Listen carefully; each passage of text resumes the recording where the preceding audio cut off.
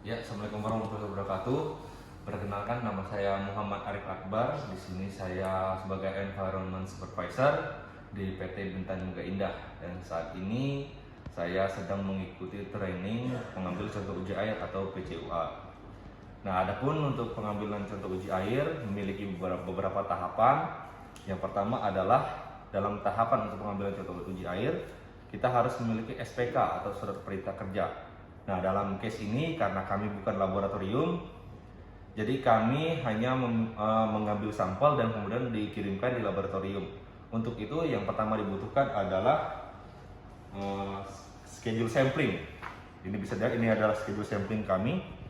Schedule sampling kami kalau bisa dilihat di sini, ini kita melakukan pengambilan sampel untuk surface water, drinking water, ground water, dan sea water ini setiap 3 bulan. Ada setiap quarter kita pengambilan sampelnya seperti itu. Kemudian juga setelah kita memiliki schedule sampling, kita harus mempersiapkan bahan-bahan, alat dan bahan terlebih dahulu. Adapun untuk alat dan bahannya, yang pertama itu kita memiliki foam, beberapa foam. Yang pertama adalah foam pengukuran in situ. Ini adalah foam yang akan digunakan nanti untuk kita pengukuran di lapangan. Ini dapat berupa data nama petugas, nama sungai, stasiun, kode stasiun, kemudian juga di sini ada data pengamatan fisik seperti koordinat, cuaca, bahan hanyutan, warna. Kemudian di sini ada parameter pengamatan lapangan, temperatur, suhu, pH, kemudian juga ada data peralatan. Data peralatan, kemudian untuk prosedur pengambilan contoh ujinya. Kemudian ini yang selanjutnya adalah kita form pengukuran debit air. Jadi dalam melakukan suatu pengukuran, kita juga harus pengambilan sampel, kita harus mengetahui berapa besarnya debit air pada area sungai tersebut seperti itu. Kemudian ada pun alat untuk mensupport untuk pengukuran debit air adalah current flow meter. Current flow meter ini. Ini adalah alat current flow meter. Alat ini berfungsi untuk mengukur aliran fluida, bisa berupa aliran sungai, aliran air laut, arus laut, dan kecepatan angin seperti itu. Kemudian juga selanjutnya kita memiliki alat pH meter. pH meter kami memakai ekstrak pH 110 digital. Ini yang akan kita gunakan nanti untuk pengukuran pH di lapangan. Kemudian kita ada TDS meter. Ini juga akan kita gunakan untuk di lapangan. Kemudian ada botol sampel. Botol sampelnya. Nah, ini botol sampelnya yang akan kita gunakan nanti untuk sampling untuk di air. Seperti itu. Kemudian untuk pH meter ada sebaiknya kita kalibrasi terlebih dahulu menggunakan pH powder. Di sini ada pH powdernya. Untuk pH powder kita menggunakan pH powder 7. Ini sudah saya isi dan kemudian sudah diaduk untuk pH powdernya. Kemudian untuk pengkalibrasian supaya nanti di lapangan kita bisa langsung segera pengambilan sampel. Adapun tata caranya adalah menekan tombol on, kemudian menekan tombol call. Nah, kemudian memasukkan pH meter ke dalam pH powder untuk dilakukan pengukuran. Ya, ini sudah selesai. Akan tertulis N dan akan tertera angka 7 di bawah. Nah, ini dia sudah terkalibrasi oleh pH 7 seperti itu.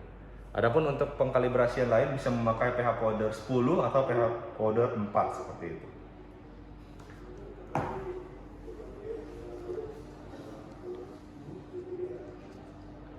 Mungkin itu untuk alat dan bahannya.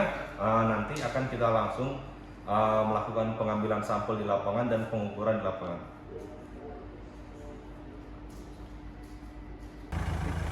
Ya, selamat siang. Saat ini kita sedang berada di parkiran. Ini kita sedang mau melakukan perjalanan untuk melakukan sampling seperti itu. Adapun salah satu kegiatan sampling yang membahayakan adalah perjalanan atau transportasi. Beberapa hal yang harus kita persiapkan pas waktu untuk melakukan sampling untuk transportasi adalah melakukan pengecekan harian dulu terhadap unit-unit, kemudian memastikan driver itu dia istirahat yang cukup. Nah, itu Bapak sudah istirahat cukup? Siap. Nah, berapa jam tidur tadi malam? 6 jam. Nah, sudah istirahat 5 sampai 6 jam seperti itu, sudah istirahat cukup. Nah, ini untuk pertama kita cek ini pengecekan untuk unit-unit ini sudah di P2H dalam artian pemeriksaan pengecekan harian ini sudah diperiksa tadi. Kemudian juga sewaktu melakukan perjalanan di sana kita selalu menyediakan kotak P3K di dalam unit ini. Nanti bisa dilihat.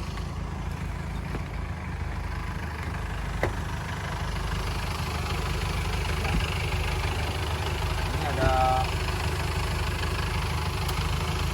emergency kit yang kecil, isinya lumayan lengkap seperti ini untuk pengatasan apabila terjadi hal yang tidak kita inginkan. Jadi first aid-nya sudah bisa kita lakukan karena alat P3K ada di mobil. Oke, langsung saja kita melakukan perjalanan. Ya, saat ini kami sedang melakukan perjalanan menuju ke sungai. Nah, jarak yang ditempuh ke sungai itu cukup dekat karena ini juga area yang biasanya kami gunakan untuk pengambilan sampling, itu sekitar 10-15 menit begitu.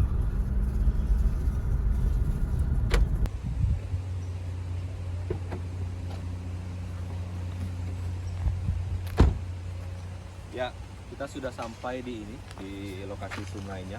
Kalau lokasi sungainya dari sini itu berjalan kaki di sebelah sana, yaitu sekitar 5-10 menit, dekat saja. Kemudian juga mengingatkan kepada rekan-rekan apabila pengambilan sampling dilakukan pada jarak yang panjang, seperti durasinya lebih dari 3 jam, itu sebaiknya setelah 2 atau setelah 3 jam itu beristirahat 15 menit.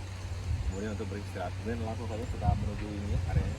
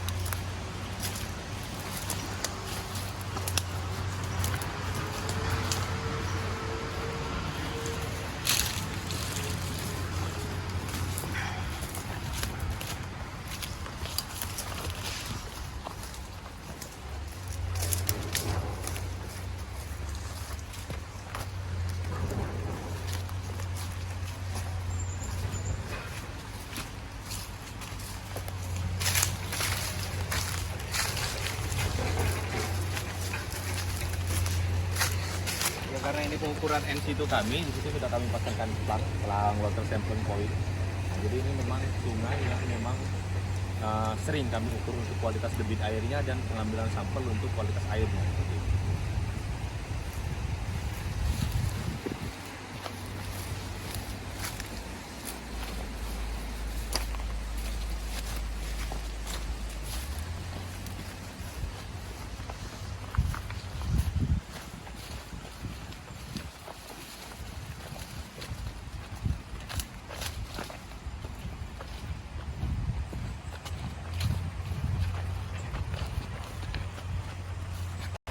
Ya, ini kita sudah sampai pada lokasi pengambilan samplingnya. Yang perlu rekan-rekan ingat adalah hal pertama pada saat pengambilan sampling adalah menggunakan APD yang sesuai. Dalam artian APD ini sangat berpengaruh untuk diri kita, melindungi diri kita pada saat pengambilan sampel untuk sampel air sungai maupun air limbah seperti itu. Adapun APD yang akan saya review adalah rekan-rekan yang pertama harus menggunakan, kalau di area tambang, menggunakan baju berreflektor atau berspotlight seperti itu. Kemudian juga menggunakan helm, kemudian menggunakan sepatu safety agar mencegah hal-hal yang tidak diinginkan terjadi seperti tergelincir, terpeleset dan lain sebagainya. Kemudian juga menggunakan sarung tangan karet supaya aman untuk pengambilan sampelnya. Kemudian juga menggunakan masker seperti itu.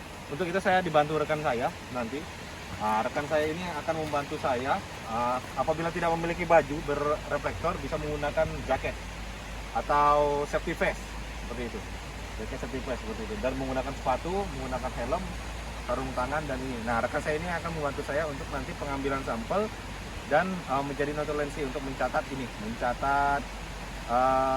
tali sheet begitu. Langsung saja kita lakukan pengambilan sampel. Ini adalah botol sampel yang kami gunakan. Adapun nanti untuk teknik pengambilan sampel bisa yang pertama yang harus kita lakukan adalah membilas botol sampel itu 2-3 kali terlebih dahulu, baru kemudian mengambil sampelnya. Langsung kita ambil sampelnya.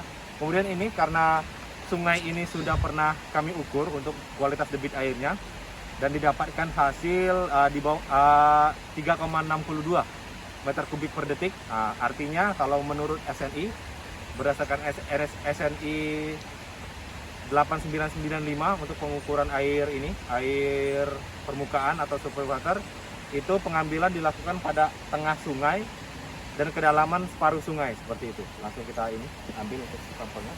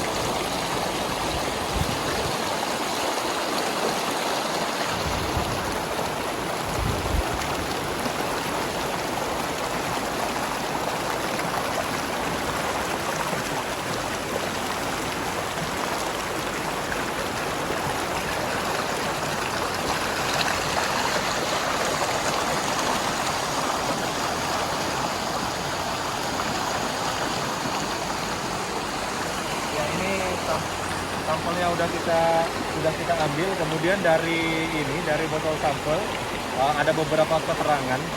Yang pertama adalah sample name. Sample name ini biasanya kita gunakan untuk nama dari area tersebut atau sungai tersebut. Kemudian date and time collection, ini adalah waktu yang dipergunakan pada saat pengambilan sampel.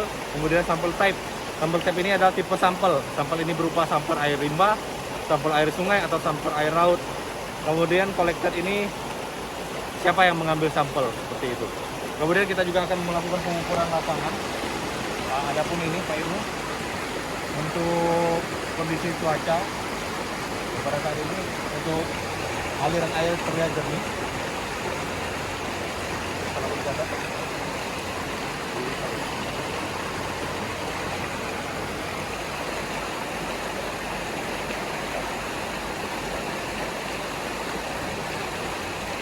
Untuk cuacanya cerah, kemudian untuk warnanya jernih, putih, tidak ada ini. Kemudian kekeruhannya bening. Kemudian untuk ininya, sedimennya sudah ada. Karena ini memang sungai yang cukup jernih.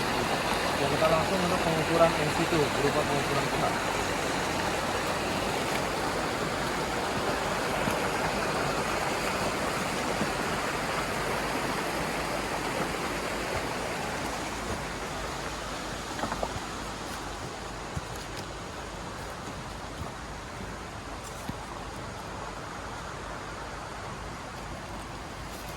Ya, untuk pengukuran pH kita menggunakan wadah.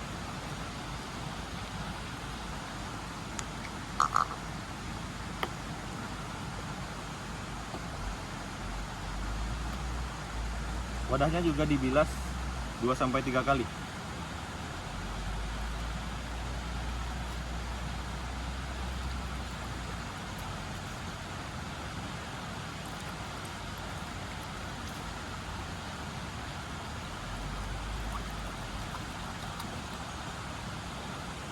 Baik,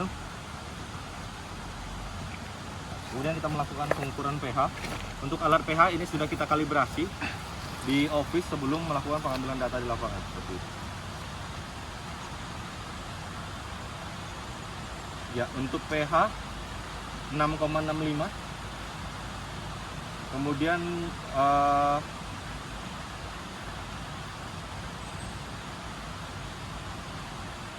suhu 38,5. Ini dapat dilihat hasilnya 6,65. Ya, berdasarkan PP 22 tahun 2021, range air normal itu untuk pH 6 sampai 9, berarti ini pH-nya masih normal. Kemudian akan kita coba melakukan pengukuran TSS.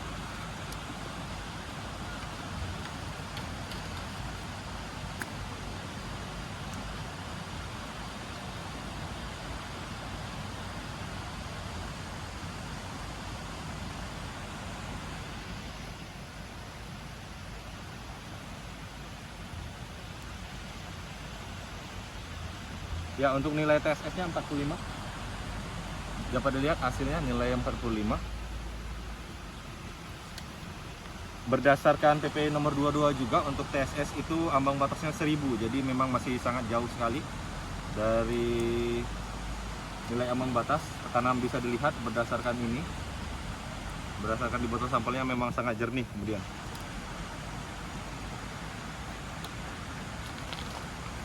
Ya, selanjutnya botol sampel akan kita packing menggunakan cool box dan kita kirimkan ke laboratorium untuk melakukan uji analisa seperti itu. Setelah dikirimkan, kita hanya menunggu hasil COA atau Certificate of Analysis dari laboratorium berdasarkan hasil pengujian yang kita lakukan. Mungkin cukup sekian dari saya. Assalamualaikum warahmatullahi wabarakatuh.